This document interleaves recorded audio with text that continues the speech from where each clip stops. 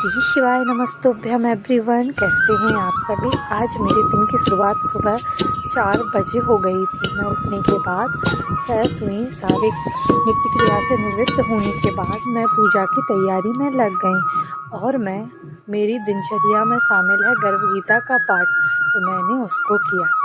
उसके जस्ट बाद मैं रोज़ एक पॉडकास्ट सुनती हूँ प्रेमानंद जी महाराज का, तो मैं सबसे पहले पूजा कर लेती हूँ। पूजा करने के बाद मैं उस काम को करती हूँ।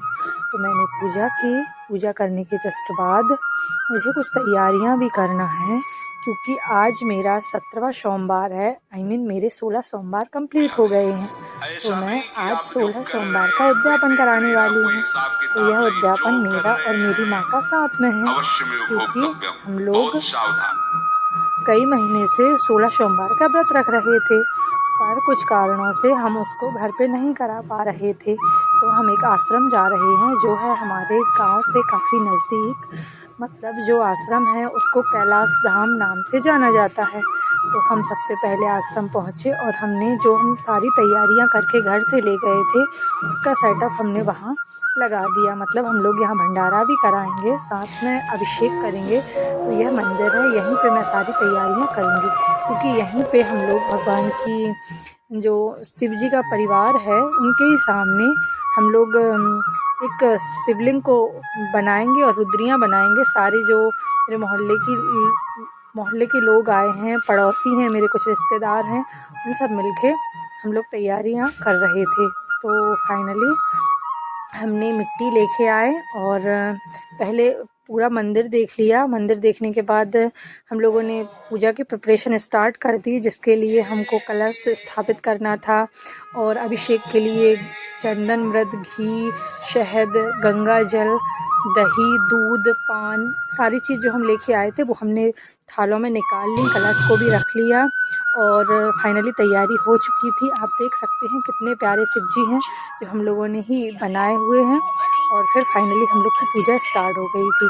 तो पूजा करने के लिए मेरे गांव से ही पंडित जी आए थे, तो उन्होंने बहुत ही अच्छे से सबसे पहले अभिषेक कराया भगवान शिव जी का, और अभिषेक कराने के जस्ट बाद भगवान शिव जी का श्रृंगार भी उन्होंने स्टार्ट करा दिया। जैसे हम कोई भी व्रत रखते हैं तो उसका सबसे पहले संकल्प लेना पड़ता है। तो मैंने भी 16 सोमवार का संकल्प लिया था। किसी भी पूजा या व्रत को आरंभ करने के पहले उसका संकल्प लिया जाता है। व्रत के पहले दिन संकल्प लिया जाता है, तो उसकी नियमित पूजा की जाती है। संकल्प लेने के लिए जल, अक्षत, पान का पत्ता, सुपारी और कुछ सिक्के और पूजा में समर्पित करते हैं। संकल्प कहलाता है। 16 सोमवार की पूजा में कैसे करते हैं वो भी बताती हूँ। जैसे हाथ में अक्षत, फूल जो भी हमने लिया, आवाहन करते हैं भगवान जी का और शिव जी को चढ़ाते हैं। और शिव जी को ना सफ़ेद वस्त्र और सफ़ेद चंदन और सफ़ेद पुष्प और उनको तिलक लगा के और उनको पुष्पमाला अर्पित करते हैं, जैसे कि भांग, बेलपत्र, धतूरा, सफ़ेद पुष्प। यह सब शंकर जी को अति प्रिय है।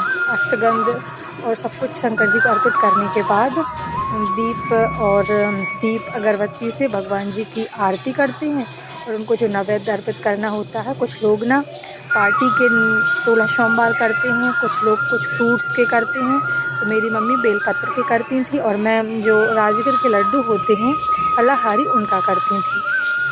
कुछ लोग बाटी के करते हैं, तो वो आधा किलो आटे का जो पाउडर होता है उसका 3 भाग बनाती थी और उसमें गुड़ रखते थे और एक भाग गाय को और दूसरा भाग पूरे कुटुंब परिवार को और तीसरा भाग स्वयं लेते थे। और इसकी जो कहानी है वो पंडित जी ने अभी हम लोग को सुनाई थी। तो वो भी आप हर बार जब शंकर जी का व्रत करते हैं 16 सोमवार का, तो उसकी व्रत की पुस्तक आती है, उसको लेना पड़ता है और उस हिसाब से व्रत की जो कहानी है उसको हर सोमवार के दिन प्रदोष काल में पढ़ना पड़ता है। पट्टा लगाकर भगवान जी की पूजा की जाती है। जैसे आज हम लोगों ने जो भगवान जी का पट्टा लगाया हुआ है, इस हिसाब से हर सोमवार को पट्टा लगाया जाता है और अभिषेक किया जाता है और उनकी कहानी पढ़ी जाती है। और उसके बाद जब 16 सोमवार पूरे हो जाते हैं तो 17 सोमवार को उनका उद्यापन कराया जाता है। उद्यापन भी एक विशेष पूजा मानी जाती है और इनकी पूजा के लिए कुछ ज़्यादा सामग्री नहीं लगती। सिर्फ आपको भांग अगर है तो बेलपत्र, जल, धूप, दीप, गंगाजल, धतूरा, चंदन, रोली, अष्टगंध, इत्र, नैवेद्य या फिर आप